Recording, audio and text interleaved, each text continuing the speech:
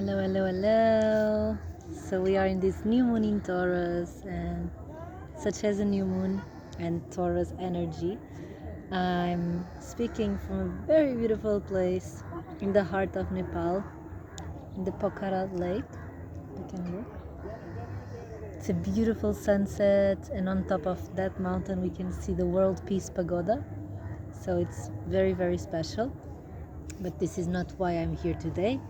So this is a video about the new moon in Taurus that we are going through currently.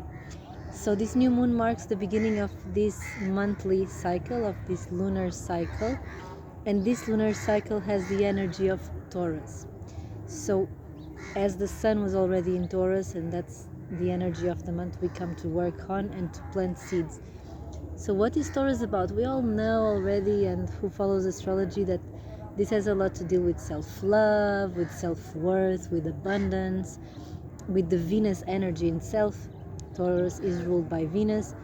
Then with, of course, our relationships, and the relationships with self-love and self-worth. For me, this is like the keys. Also relationship to Mother Earth. So Taurus represents the Pachamama, the Earth.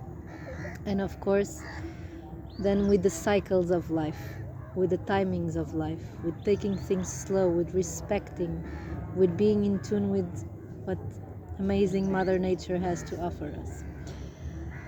So as Taurus is ruled by Venus, and Venus is finishing her cycle in Pisces, remember that we had this conjunction between Venus and Saturn, and with the North Node. So this, the end of this month, last days of the month have been all the cycles, actually all the transits have been wild.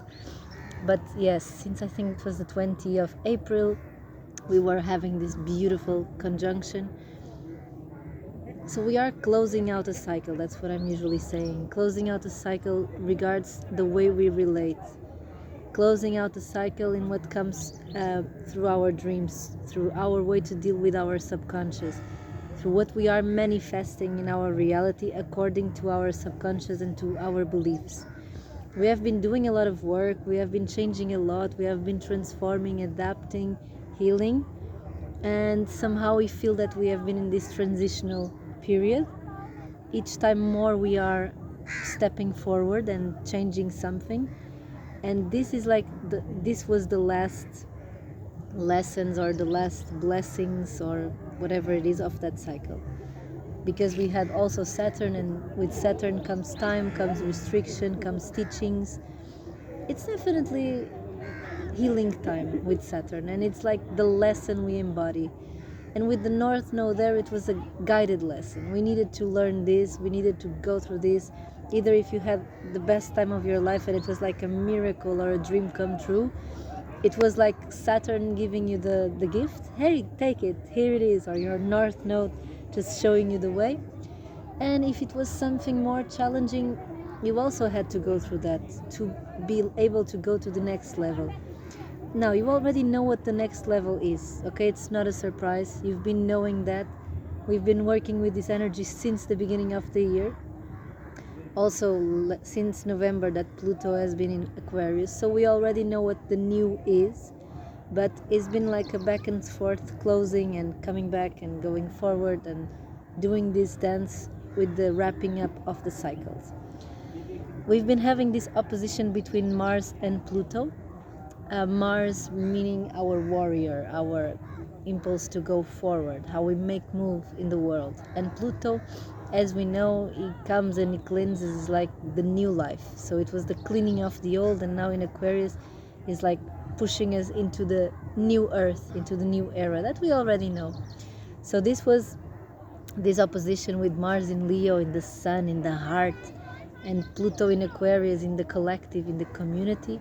It was a lot about detaching from the old ways, detaching from that I want to be right, the need to be right, and learning how to surrender that as well, learning how to be in tune with what we are inviting into our lives, into these new ways that we've been so calling, and that we know that work for us as a collective. So it's leaving the individual consciousness and more and more embracing the collective consciousness, embracing the mission. But of course, sometimes our actions were going against that. Our actions came from our ego sometimes. Our actions came from, I need my validation, I need, instead of surrendering that to the divine power. So yeah, this is very interesting. Also, of course, the now going back to the Venus and the Taurus and this new moon is all related. Venus and Neptune have been in this dance since the beginning of the year, with Neptune that also went into Aries. Now Venus will soon move into Aries as well. So Aries marks the beginning, and this is what I've been talking about in the last videos and in my channel. We are going through this new beginning. Of course, yeah, this new moon has something interesting because also Uranus is there, and Uranus is in Taurus. Okay, so Uranus being the unexpected, the lightning bolt that comes and even the birds agree. Yeah, that's Uranus, the unexpected, the so-called higher mind, the Thor. So in Taurus, Uranus has been in Taurus for the last 7 years. It will also move in July to Gemini, so it's also finishing a cycle.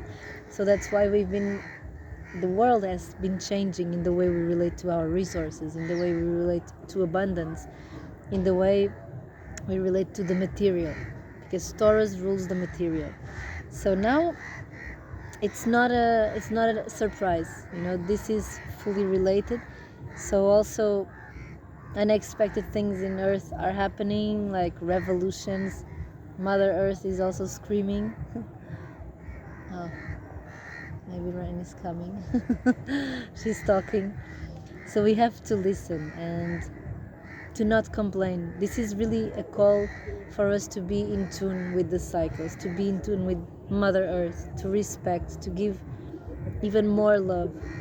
And it's all related, because the more you love yourself, the more you will also love one another. And one another includes Mother Earth. So the self-love is not about being selfish. The self-love is a key for our sustenance in this planet.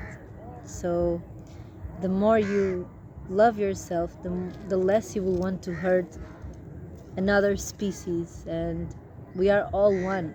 So this is all related. So this is the big work we've been doing here, definitely. And it's up to us. You always have a choice. And what will you choose to feed? That's the big question that we ask here. What will you choose? Because in the end it all comes to that. So yeah, may you choose self-love, self-worth, love for Pachamama, respect Mother Earth, respect your neighbor, respect your brother, as all religions already said, and it's not random that Christ also preached for that. So that's it for today. Bye.